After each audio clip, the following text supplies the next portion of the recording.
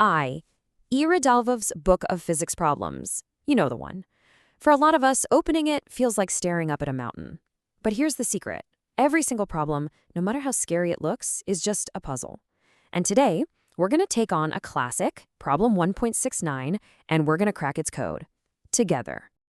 Okay, so let's read this beast out loud. We have a bar, mass m, smooth plane, check. It starts moving because of a force, F equals mg over 3. Okay.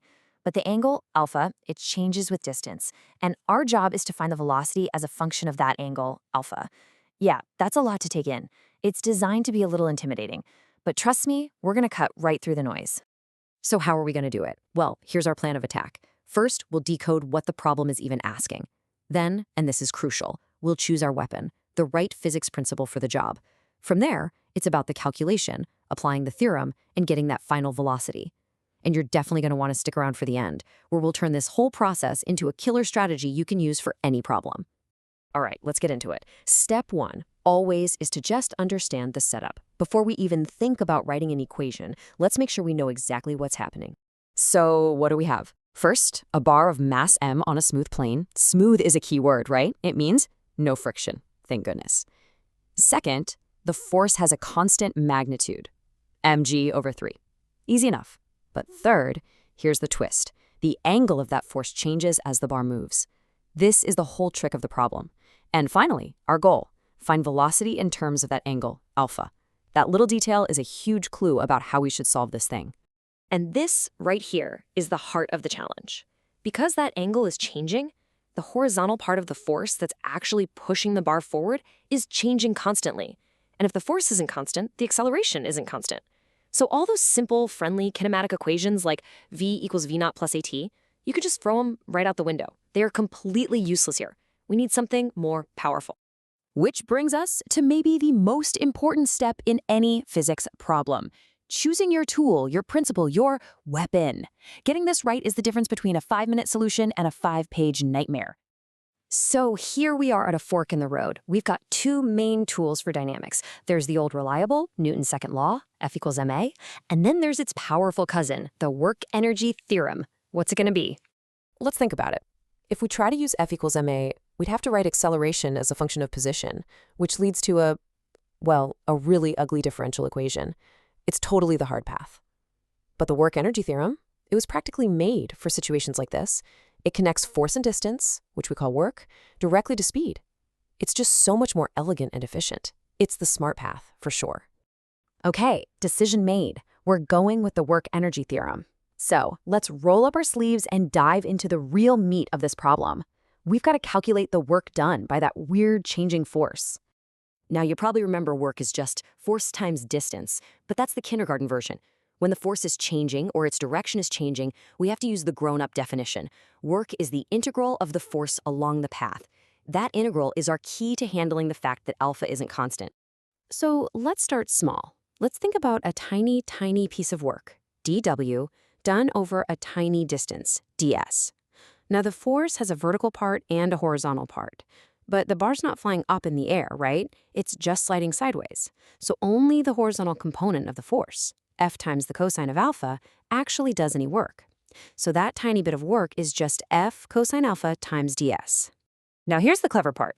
We have ds in our formula, but remember the problem wants the answer in terms of alpha. The problem is practically screaming at us, get rid of s.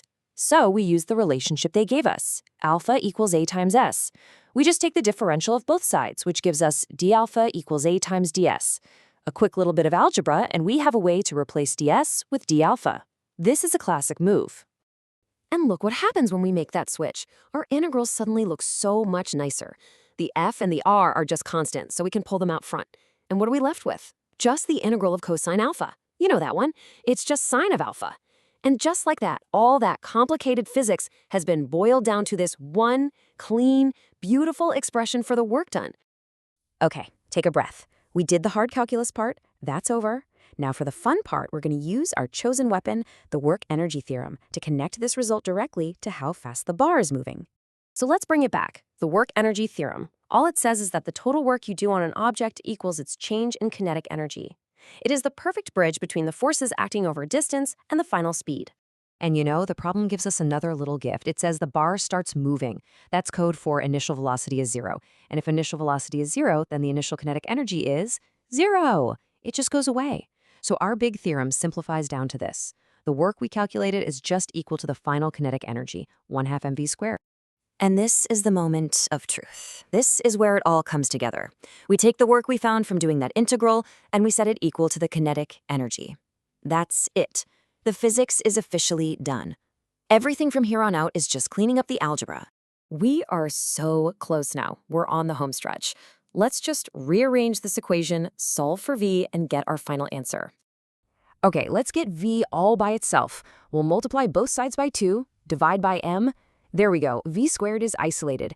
Now we just have to substitute in the value for f they gave us, which was mg/3, and, would you look at that? The mass m on the top cancels with the m on the bottom. I love when that happens. It's a good sign we're on the right track. All we have to do now is take the square root and, boom, there it is, v velocity purely as a function of the angle alpha. We did it. We got the answer. But look, getting the answer to one problem is good. But building a strategy that can solve 100 problems, that's the real prize. So let's boil down what we just did into a strategy. So here it is, your Irodov checklist. 1. Decode. What do you have and where are you going? 2. Find the twist. What's the core challenge? For us, it was that variable force. 3. Let the challenge pick your weapon. Oh, the force varies with position? That's a huge flashing sign that says use the work-energy theorem. 4. Execute the math. Step by step, nice and clean. 5. Sanity check your answer. Do the units make sense? Did things cancel out nicely? And 6, the most important step, generalize. See the pattern, so next time you see a problem like this, you'll know exactly what to do. And that's all for this one. But before you go, here's a little something to chew on. What if that plane wasn't so smooth? What if there was a coefficient of kinetic friction, kk? How would that change things? I'll give you a hint. Our strategy still works perfectly, but the total work in the theorem now has another piece to it, a negative piece. Think about what that would look like. Thanks for cracking this one with me.